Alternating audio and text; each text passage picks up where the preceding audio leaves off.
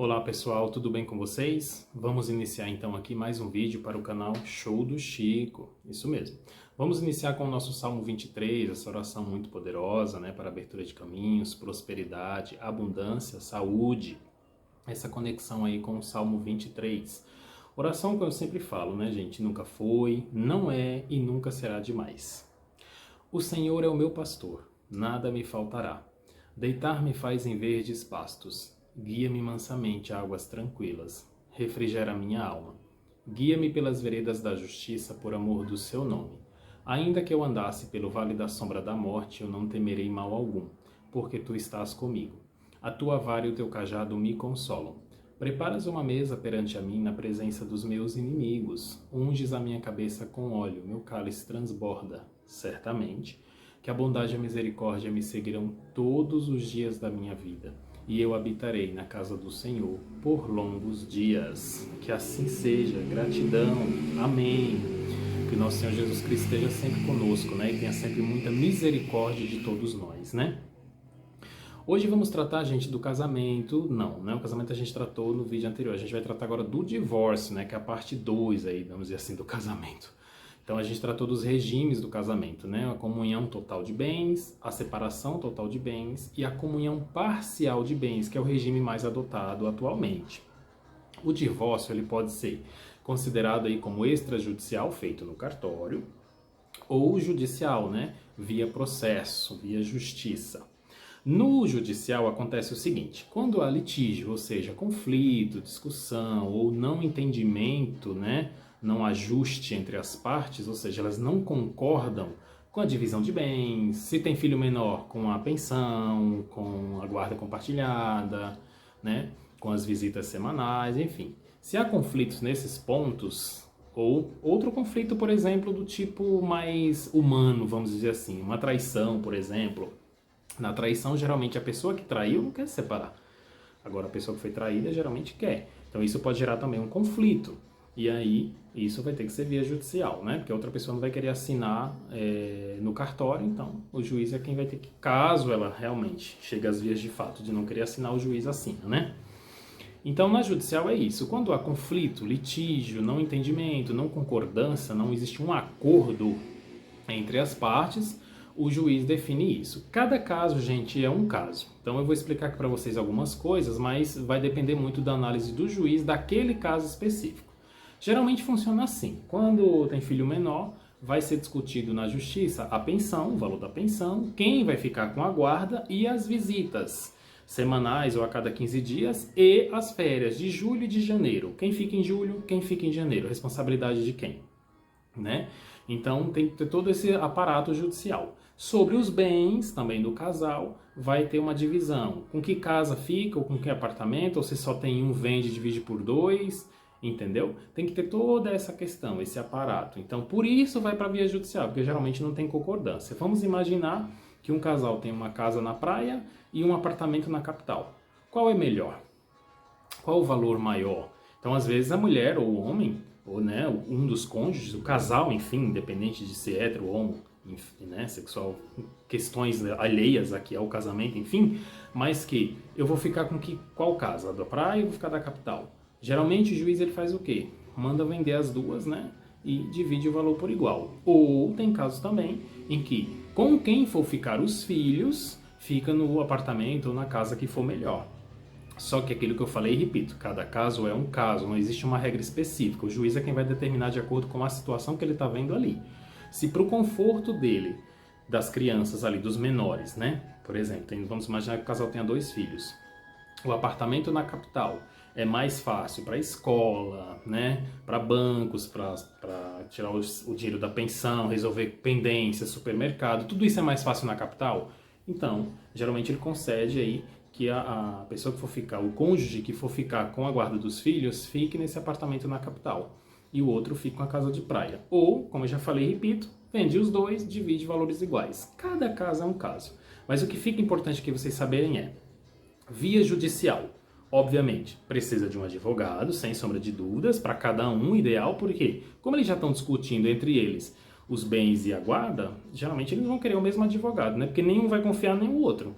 Porque qualquer um que ganhar vai dizer que foi o advogado que torceu ou fez melhor para um ou fez melhor para outro. Então o ideal é que cada um tenha o seu advogado via judicial, né? E além disso, é quando tem conflito, quando não há entendimento, não há acordo sobre a divisão de bens ou guarda de menores. Ou mesmo não há aceitação ali da separação. Já no extrajudicial, como o nome já diz, é feito direto no cartório. Quando é feito direto no cartório, geralmente o casal ou não tem bens, né? Geralmente morou de aluguel durante o casamento, não tem bem nenhum para fazer divisão. Ou então tem bem, sim, só que eles já fizeram um pré-acordo. Né? Sabe aqueles contratos pré-nupcial que muitas pessoas fazem? Pessoas que têm dinheiro, geralmente, né? Para não ter problemas com a separação, ou se tiver, que a pessoa geralmente paga uma espécie de multa por ter se separado antes do tempo, vamos dizer assim. Então, quando você vai fazer o extrajudicial no cartório que você tem divisão de bens, você tem que fazer um acordo desse antes. Olha, o apartamento na capital é meu e a casa na praia é do outro cônjuge. E aí o advogado vai elaborar esse documento e você vai assinar, o cônjuge também vai assinar e duas testemunhas, claro, reconhecer em cartório para o tabelião poder seguir com os outros trâmites da separação, né, do divórcio. Então, quando tem bens, é possível fazer no cartório? Sim, desde que haja concordância por escrito, ou seja, expressamente, né, de que eles já concordam com aquela divisão de bens. Então, se há filho menor, é possível fazer no cartório também? As pessoas dizem, não é possível. A maioria dos advogados falam que não é possível. É possível sim, desde que você já tenha tratado na justiça as questões do menor. Ou seja, pensão alimentícia, já tratou? Já está assegurado o valor? Está tudo certo? Ótimo, ponto. Visitas semanais ou quinzenais? Tratou? Tratou. A guarda vai ficar com quem? Com o pai, com a mãe? Com quem vai ficar essa guarda dessa criança? Tratou isso também? Já está ajustado? Ok. Então você pode levar isso até o cartório. Você vai levar o número do processo, toda a sentença que foi dada, e aí sim o tabelião também pode dar seguimento, porque já tem uma sentença que está ajustada. Não é o tabelião que está dizendo, porque ele não tem esse poder. Quem tem esse poder é o juiz, de dar toda essa sentença e dizer de quem aguarda, valor de pensão, visitas quinzenais, férias de janeiro, de julho, com quem não fica, plano de saúde, quem vai pagar para a criança, se vai dividir entre os dois, o pai e a mãe, geralmente é isso que acontece, porque a criança é responsabilidade dos dois, então, enfim, né? Ou se o pai vai pagar um valor da pensão e além do valor da pensão ele vai pagar também um plano de saúde, tudo isso é tratado via judicial. Se tudo isso já tiver alinhado, já tiver uma sentença judicial, o tabelião ele pode tranquilamente dar seguimento aí, gente, ao divórcio extrajudicial. Geralmente o cartório ele cobra dos emolumentos, ou seja, as taxas para emitir a certidão de averbação ali do divórcio, é um valor ali entre 800 e 1.200 reais, né? Esse é o valor do cartório. Só que aí tem as custas do advogado também, porque tem que ter um advogado. Geralmente em cartório só é um advogado, tá, gente? Aí é o contrário da justiça. Enquanto na justiça, pedem dois, um para cada um, na via extrajudicial, ou seja, no cartório, um só resolve. Por quê? Porque como eles estão de acordo em tudo, não tem por que ter dois advogados, eles só vão assinar. Então, não tem essa necessidade, né? Então, geralmente é só um advogado para as duas partes e ele vai cobrar uma média aí, gente, pela tabela da OAB, né? Que a gente tem uma tabela de honorários para seguir. Então, é uma média aí de R$2.000 que o advogado cobra. Então, um divórcio em cartório, um divórcio extrajudicial, ele vai custar, em média, R$3.000 a R$3.200. Entre taxas de cartórios, né? E os valores do advogado. Lembrando que isso não está incluso valores de impostos em transmissão de bens. Então, se tem uma divisão de bens, aí você vai ter que levar essa certidão de divórcio, a averbação do divórcio, você vai ter que levar. Se tem imóveis, no cartório de imóveis, para fazer a divisão de bens lá e pagar os impostos necessários. Se tem carro, tem que levar até o Detran para fazer também toda essa divisão, pagar os impostos. Então, esse valor de R$3.000 a R$3.200 está incluso a averbação, ou seja, a certidão de divórcio que o cartório ele vai emitir para você, as taxas cartorárias ali, né? E o valor dos honorários do advogado, tá certo? Basicamente é isso, não tem muito o que discutir nem no judicial e nem no extrajudicial. Porque o judicial, na verdade, já é uma discussão, né? Já é fruto de uma discussão. Não houve acordo, não houve entendimento, foi para a via judicial.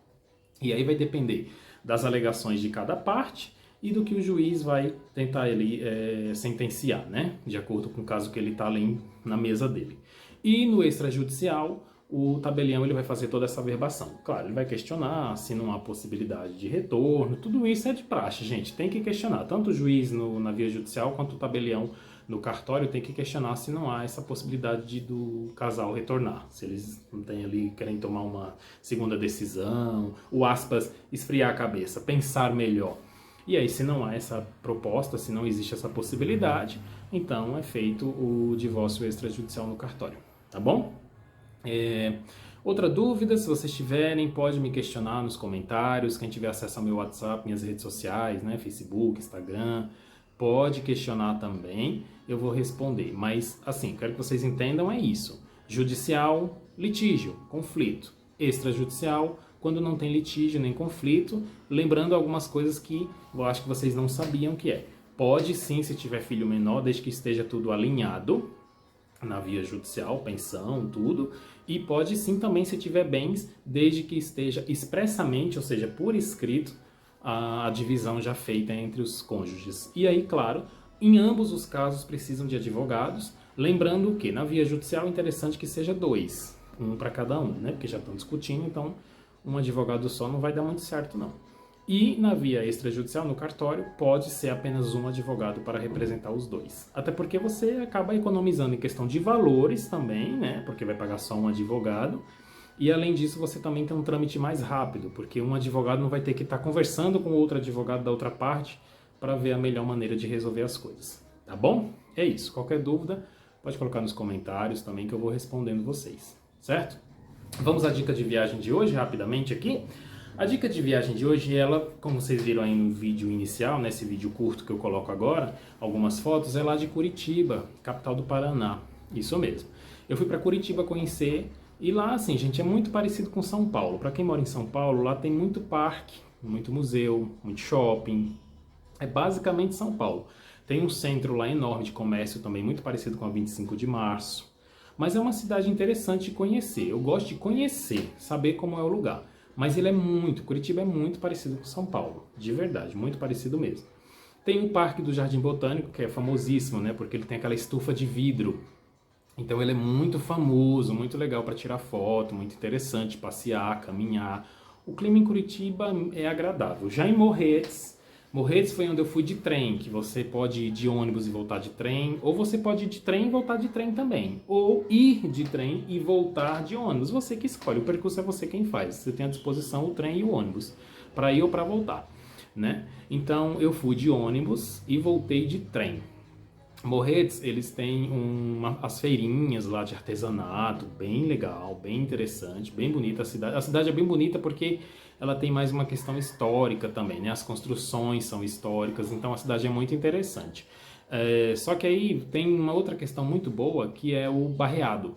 Barreado é um prato típico, né, de Curitiba, ali de Morretes, que é uma carne, pode ser músculo ou pode ser cupim, feita com temperos específicos da região ali, e o diferencial dela, por que ela se chama barreado, é porque ela é feita na panela de barro, uma panela de espessura mais grossa de barro, e ela é feita também geralmente em forno a lenha. Então é uma comida maravilhosa, gente. É um prato de carne mesmo, né? Que seja, geralmente eles usam ou cupim ou músculo mesmo, porque como é cozinhado por horas e horas, né, apurado ali no molho com várias especiarias, vários temperos, ele fica muito macio e muito gostosa a carne. A comida também eu achei bem barata, né? Em Morretes, por ser uma cidade turística, tem muito self-service, tem muitas opções de restaurante, só que lá tem uma questão também. 2 horas, geralmente, 2h30 da tarde já fechou tudo. Por quê? Porque o último trem que sai para Curitiba, ele sai às 15. Então, não tem muito o que fazer depois das 15 na cidade não, tá bom? Mas é muito interessante vocês conhecerem. Tem as cachaçarias também, para quem gosta de experimentar. Enfim, Morretes tem muita coisa legal.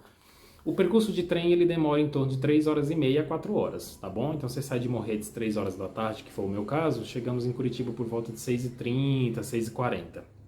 Um percurso bem interessante. Eu indico que façam no inverno, porque Morretes é muito quente. No dia que eu fui, estava fazendo 36 graus. Então você imagina você dentro de um trem que não tem ar-condicionado, você com 36 graus. Tava muito quente, gente, muito quente. A gente tava derretendo. Mas é interessante você conhecer. Não, jamais vou dizer que você não vai conhecer. Mas se puder ir no inverno, melhor ainda, tá? Que aí vai estar uns... Morretes, eles falam que nunca fica muito frio. O frio de Morretes é 20 graus. Mas de 20 graus para 36 graus tá bem melhor, né?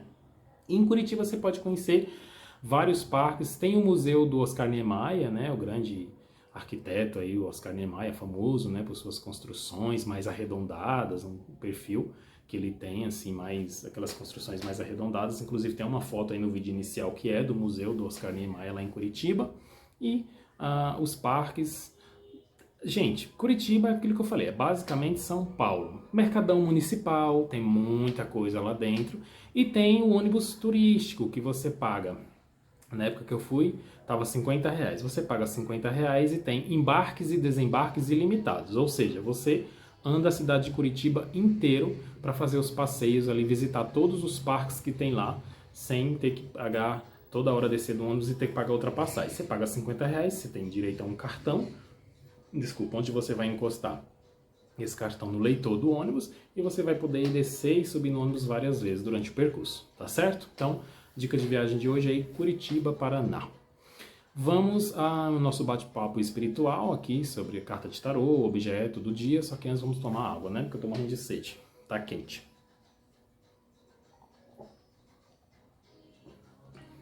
Uma aguinha gelada muito bom. Carta de tarô de hoje eu trago para vocês, ó, o arcano maior de número 19, que é o arcano maior, o Sol. Conseguiram ver aqui, ó, direitinho. Carta linda, né? Essa carta, o Sol. Gente, o Sol, ele representa brilho, né? O Sol é o brilho, o Sol é tudo que fica exposto à luz. E aí o Sol, ele costuma dizer que ele tem duas faces.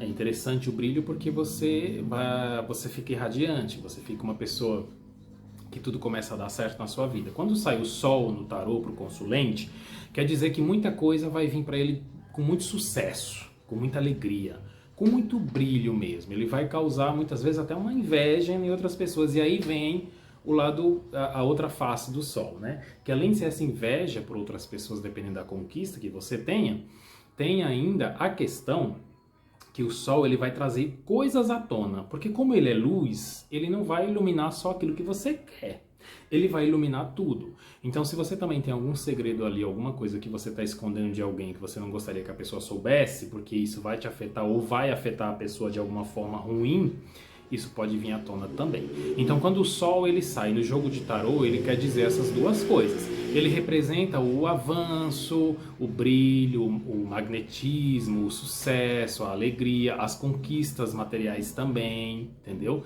Ele é uma abertura de caminhos, uma amplitude, né, gente? Porque quando o Sol nasce, ele abrange tudo, né? Ele pega todo o lado da Terra, porque a Terra tem duas faces, né? Então, a face que fica de noite, a face que fica de dia. Então, quando está iluminando aqui, por exemplo, lá no Japão é dia, mas quando está iluminando lá no Japão aqui é noite. Então, o Sol, a partir do momento que ele toca a superfície da Terra, ele ilumina toda aquela parte. Então, nada fica obscuro a ele naquela parte que ele está iluminando. Então, ele também, além de trazer todos esses benefícios, ele também pode trazer problemas. Quais são os problemas? Se uma pessoa alcança algo de muito sucesso, isso pode gerar o quê? Inveja em outras pessoas. Então, isso também é uma outra face do Sol, porque o seu brilho pode incomodar. E a outra questão que o Sol também tem, ele pode trazer à tona segredos, coisas que estavam escondidas. Então, muito cuidado quando sai o Sol no tarô. Nada no tarô, gente, tem só coisas boas para falar, ou coisas ruins. Na verdade, tudo na vida. Tudo na vida tem, no mínimo, aí os dois lados, né? O bom e o ruim, o lado bom e o lado ruim. Todo mundo tem, todos os objetos têm, todas as coisas têm, a criação, tudo. Tudo tem, no mínimo, aí dois lados. O lado bom e o lado ruim. Então você tem que avaliar muito bem o que está acontecendo ali para sair o Sol para você. Ah, eu estou em busca de um emprego. Saiu o Sol. Opa, chances aí de que você vai conseguir esse ótimo emprego e vai crescer profissionalmente, vai fluir bem. Lado não tão bom disso. Inveja de outras pessoas. Ah, eu estou guardando um segredo, essa pessoa não pode saber disso, eu tenho medo dela descobrir, e aí sai o Sol para você. Pode ser que ela descubra, tá? Pode ser que venha à tona de um jeito ou de outro. Então tem que ter muito cuidado com essa questão aí do Sol no tarô. Mas, no âmbito geral, o Sol, ele é geralmente muito positivo para o consulente. Geralmente ele sai para aquele consulente que está com um alinhamento financeiro, que está com um alinhamento amoroso, que está buscando coisas realmente para crescimento pessoal, profissional, material, emocional, enfim, tá bom? Vamos hoje então ao nosso objeto da vez? Eu trouxe para vocês aqui, gente, a pedra de cristal ou quartzo verde. O quartzo verde, essa pedrinha aqui que eu tenho, eu amo pedra, gente, então é uma outra coisa também que eu gosto. Pedra, terço, esses objetos assim vocês podem me dar. Ó, esse quartzo verde aqui, deixa eu focar ele aqui, afastar da tela um pouco. Isso aqui. O quartzo verde, ele, como o nome já diz, né, ele é um cristal que transmite pra gente esperança. Fé, calmaria, bom senso, bom humor, sono, Se você tem insônia, por exemplo, eu recomendo que você pegue um quartzo verde antes de dormir todas as noites e segure ele ou deixe ele próximo à sua cabeceira, né, sua cama, de uma certa forma aí no geral, para que você possa ter um sono mais tranquilo, um sono mais agradável. Então, o quartzo verde ele é muito interessante também para isso, porque ele acalma mesmo, né? Ele traz esperança, ele traz calmaria. Ele reflete também, gente, além de tudo, o bom senso, né? Que ele requer das pessoas aí em todas as atitudes. A gente tá vendo aí polêmicas hoje em dia, gente. Por exemplo, o Will Smith, né? Por causa de um tapa no Oscar, ele acabou sendo punido da forma que ele está sendo, né? Com filmes cancelados, projetos cancelados. E aí você vê o outro lado também do rapaz, o Chris Rock, né? Que fez lá a piada de mau gosto com a doença da esposa dele. Então, assim, é uma polêmica muito grande. Eu, Francisco, na minha opinião, acho que ele deveria ter usado o Oscar que ele ganhou para fazer um belo discurso. Não precisaria partir para agressão. Não estou dizendo que o Chris Rock está certo ou que ele poderia ter feito a piada, enfim. Não, não é isso. Eu só acho que o tapa acabou gerando no Will Smith mais problemas do que solução. Se ele tem, em vez de ter dado tapa no Chris Rock, se ele tem lá recebido o Oscar dele, e eles dão a palavra para quem recebeu o Oscar, certo? Então na hora que ele recebesse, então ele desse um discurso poderoso ali e falasse, olha, estou aqui porque eu sou um excelente profissional, estou aqui porque ganhei, porque mereci, porque fiz o meu melhor, não sou como certos humoristas que tratam a vida das pessoas com mesquinhez, que tratam as pessoas como objetos de suas piadas infames, pessoas que estão fadadas aí a um certo fracasso e querem utilizar a doença dos outros como motivo de piada. Eu acho que essas palavras, dentre outras que ele poderia falar, isso poderia gerar uma repercussão muito maior e muito mais favorável a ele do que um tapa. Então, a pedra verde de cristal, o quartzo, ela traz por quê pra gente? Equilíbrio, bom senso. Se você estiver precisando tomar alguma decisão também importante, e você está pendendo para um lado ou para o outro e não sabe se aquilo é melhor se fazer, segura a pedra de cristal ali, faz uma oração segurando ela, o quartzo verde, né? E pede aí sabedoria e orientação para tomar essa decisão, tá bom? Gente, vamos à história de hoje, rapidamente. A história de hoje ela se chama Sobrevivente, né? Sônia, ela sempre prometia para a avó que ia visitar a avó dela a qualquer momento. A avó dela morava do outro lado da cidade e tinha uma ponte para atravessar para chegar lá. Então, Sônia sempre estava prometendo que ia, mas demorava um pouco, já fazia alguns anos, e não tinha ido ainda na casa da avó dela. Certa noite, ela conversando com a avó, acabou apagando ali, né? Dormiu, não colocou o celular para carregar, não se despediu direito da avó e dormiu. Por volta de umas 2 horas da madrugada, 4 rapazes entraram na casa da Sônia, né? Sem que ela percebesse. Quando ela estava dormindo no quarto, alguém entrou e ela viu o vulto passando pela porta. Quando ela viu esse vulto, ela entendeu que tinha alguém na casa.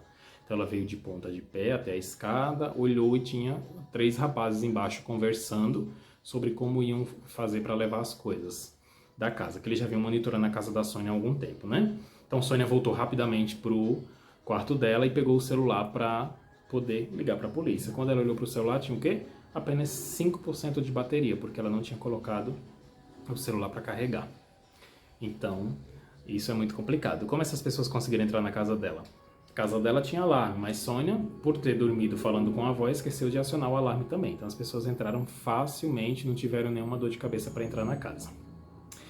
Quando a Sônia, então, voltou para o quarto, ela derrubou sem querer um copo que estava em cima da cabeceira dela. E aí os bandidos correram e subiram para ver o que estava acontecendo. Porém, imediatamente ela se escondeu debaixo do lençol, fingindo que estava apagada de sono. E aí alguém pensou, pode ter sido alguma coisa que escorregou e caiu, enfim.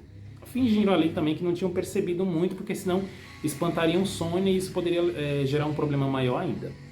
Nesse momento, a Sônia agiu de esperteza e jogou uma caneta dentro do banheiro, né? O quarto dela tinha um banheiro, então ela jogou dentro do banheiro. No que ela jogou, os caras ouviram o impacto dentro do banheiro e correram para dentro do banheiro. O que ela fez?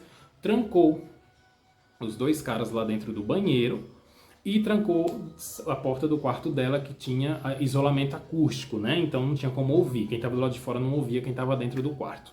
Sônia então correu e desceu as escadas, né, ponta de pé, para que os outros 2 que estavam dentro do quarto trancado e os outros 2 bandidos que estavam no outro quarto vasculhando as coisas e colocando dentro dos sacos pretos para poder tirar, não percebessem que ela estava descendo.